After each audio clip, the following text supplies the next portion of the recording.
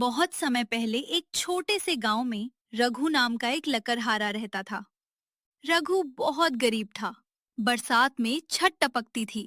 उसकी झोपड़ी टूटी हुई थी। गर्मी में घर भट्टी जैसा हो जाता था। सर्दियों में ठंडी हवाएं सीधे अंदर आ जाती थीं। लेकिन इन सब मुश्किलों के बावजूद रघु कभी किसी से शिकायत नहीं करता था। वो रोज सुबह सूरज निकलने से पहले उठता, जंगल जाता, लकड़ियां काटता, उन्हें बाजार में बेचता और उसी पैसे से अपने परिवार का पेट भरता। उसकी पत्नी अक्सर कहती, इतनी मेहनत के बाद भी हमारी जिंदगी नहीं बदल रही। लेकिन रघु हमेशा मुस्कुराकर जवाब देता, मेहनत का फल देर से मिलता है, लेकिन मिलता जरूर है। कुछ लोग उसे बेवकूफ कहते थे, क्योंकि कई बार उसे रास्ते में पैसे मिलते, लेकिन वो उनके असली मालिक को ढूंढकर वापस कर देता था। गांव वाले उसकी गरीबी का मजाक उड़ाते थे। लोग कहते, बीमारी से कभी कोई अमीर नहीं बना। लेकिन रघु चुप रहता। उसे अपनी सच्चाई पर भरोसा था। एक दिन जंगल में लकड़ियां काटते समय रघु ने देखा कि एक बूढ़ा आदमी बेहोश पड़ा है। चारों तरफ सन्नाटा था। कोई इंसान दूर दूर तक नहीं था। रघु चाहता तो उसे छोड़कर चला जाता, लेकिन उसने ऐसा नहीं किया। वो बूढ़े आदमी को अपने कंधे पर उठाकर घर ले आया। उसकी सेवा की, दवा दी, खाना खिलाया।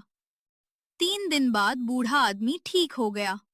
जाते समय उसने कहा, बेटा, तुम्हारी दया मैं कभी नहीं भूलूंगा। रघु मुस्कुराया। उसने कहा, मैंने सिर्फ इंसानियत निभाई है।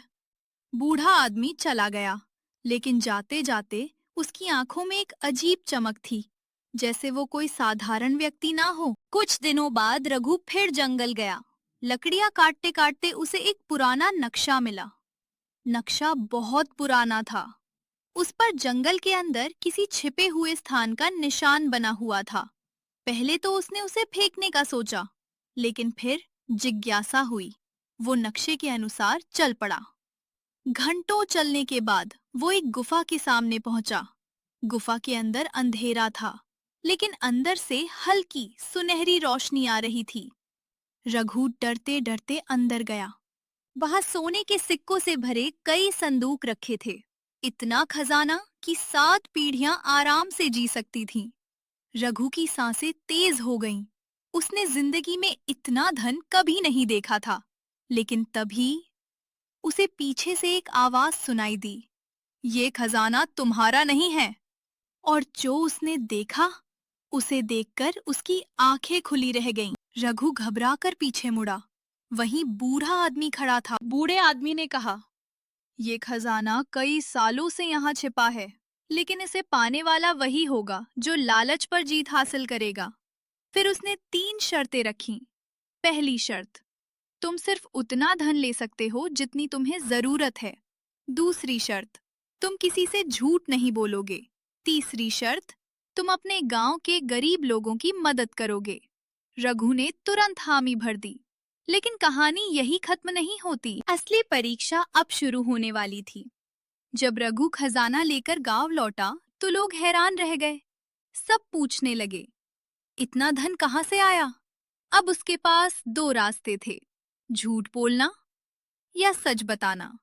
सच बताने पर खजाना छिन भी सकता था, लेकिन उसने सच बोलना चुना। गांव का मुखिया बहुत लालची था। जब उसे खजाने के बारे में पता चला तो उसकी नीयत खराब हो गई। वो कुछ लोगों को लेकर गुफा तक पहुंच गया। उसे लगा कि अब वो सारा खजाना अपना बना लेगा। लेकिन जैसे ही उसने जरूरत से ज्यादा सोना उठाने की कोशिश की, अचानक गुफा का रास्ता बंद होने लगा। चारों तरफ पत्थर गिरने लगे। लोग डरकर भागने लगे। मुखिया किसी तरह जान बचाकर बाहर निकला, लेकिन उसका सारा सोना वहीं छूट गया। उसे समझ आ गया कि लालच इंसान को कभी खुश नहीं कर सकता। कुछ महीनों बाद रघु ने उस धन से अपने लिए महल नहीं बनाया। उसने गांव में स्कूल बनवाया, कुएं खुदवाए, गरीबों की मदद की, बीमार लोगों का इलाज करवाया। धीरे धीरे पूरा गांव बदल गया। एक दिन वही बूढ़ा आदमी फिर आया। उसने मुस्कुराते हुए कहा, रघु, तुम परीक्षा में सफल हो गए। धन इंसान को बड़ा नहीं बनाता, धन का सही उपयोग इंसान को महान बनाता है। इतना कहकर बूढ़ा आदमी गायब हो गया और तब रघु को समझ आया कि वो कोई साधारण इंसान नहीं था। शायद वो उसकी किस्मत की परीक्षा लेने आया था। दोस्तों, इस कहानी से हमें एक बहुत बड़ी सीख मिलती है। ईमानदारी आपको तुरंत अमीर नहीं बनाती, लेकिन ऐसा सम्मान जरूर देती है जो दुनिया का कोई खजाना नहीं खरीद सकता। और याद रखिए, लालच में लिया गया फैसला कुछ समय की खुशी दे सकता है, लेकिन सही नीयत से लिया गया फैसला पूरी जिंदगी बदल सकता है। अगर आपको ये कहानी पसंद आई हो तो वीडियो को लाइक करें, चैनल को सब्सक्राइब करें और कमेंट्स में लिखें, ईमानदारी सबसे बड़ी दौलत है। धन्यवाद।